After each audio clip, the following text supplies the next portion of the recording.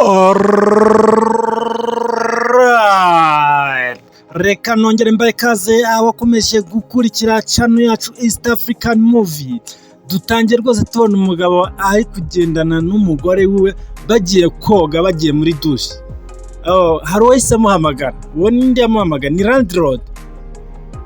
Urabona rwose Landlord yikundira abana. Yatangiye amubwira ngo imico yawe rwose imaze kundambira.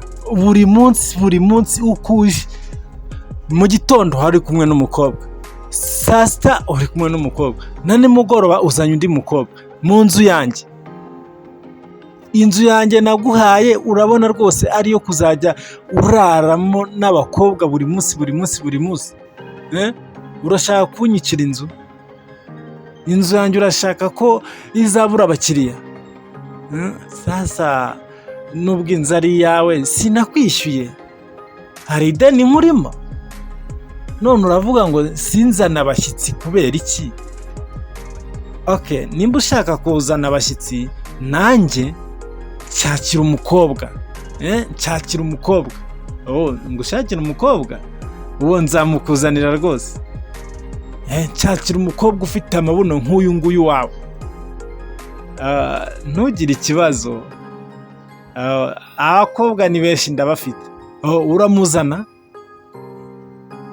Ku rundi ruhande rwose turabona uriya muhungu azanye undi mukobwa. Akimuzana yari yahaye akazi kose uriya mugabo kugira ngo akorope hariya. Urabona rwose atangira kumubwira ngo nimba wasoje sohoka rwose twinjire. Sohoka twinjire, njye nsohoke mu nzu yanjye. Wa musore we, reka nkubwire, inzu ni iyanjye. Nimba ushaka kuzana abakobwa genda ujye gushaka indi nzu. Mu gitondo wari uri kumwe na Claudine, ubu ngubu dore uje uri kumwe na Fiyete mu nzu yanjye. Inzu yanjye niyo ukoreramo amahano, ntabwo nakubujije. Ndakubwiye ngo uyu munsi ntabwo nyinjirira mu nzu, turareba nyirayo ninde. Reka twisubirireyo twigendere. Ndashaka kumenya inzu ni iyande, ni iyawe cyangwa ni iy'uyu nguyu? Inzu ni iyanjye. Hano rwose umugabo yahise yinjirana n'uriya mukobwa. Ese byakomeje gute? Hano rwose umuhungu yagarutse ari kumwe n'umukobwa, asanga rwose hariya mu gipangu abagabo bateranye. Batangiye kumubwira ko rwose nimba azanye inyama bagomba kuyirya bose, ntago agomba kwiharira. Ubwo rero nimba azanye umukobwa bagomba kumusangira buri wese agafataho. Kuko ntabwo bishoboka. Umukobwa yakomeje gutangara rwose. Akimara kumva ibyo bari kuvuga yaratangaye. Umuhungu nawe yakomeje kwihagarara rwose ababwira ko ibyo bidashoboka, ko atabikora. Umukobwa n'uyu rwose ntabwo bamusangira n'abandi.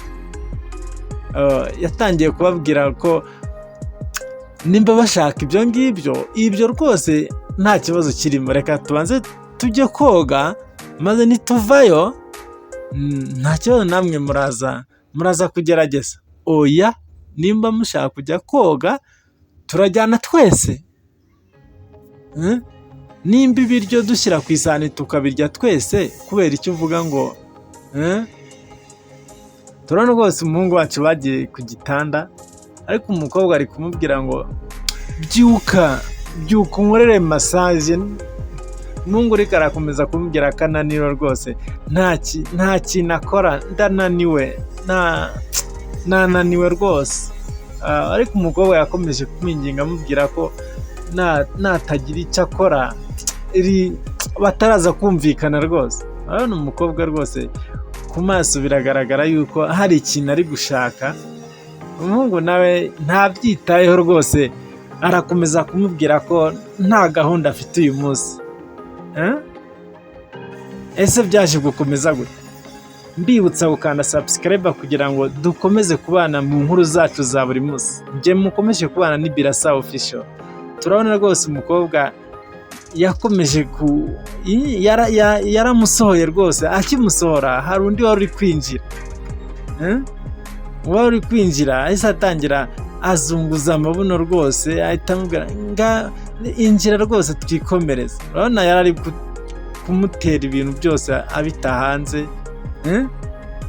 Bakiri ku gitanda umuhungu yatangira kumubwira rwose njye ndi hejuru ndi gukora akazi nawe wibereye kuri chat, bivuze ngo nta kintu ndi gukora, ntabwo ndi kugushimisha. Bivuze ngo wanciye amazi, reba ubu wibereye kuri telefone, nanjye ndi gukoresha imbaraga zose. Okay, sohoka rwose nimba aricyo cyakuzanye, sohoka. Mwakoze cyane kudukurikira. Dore amafaranga rwose ndayajugunye, nimba uyashaka waza ukayafata. Njye mwari kumwe rwose ni Birasa Official. Ciao ciao.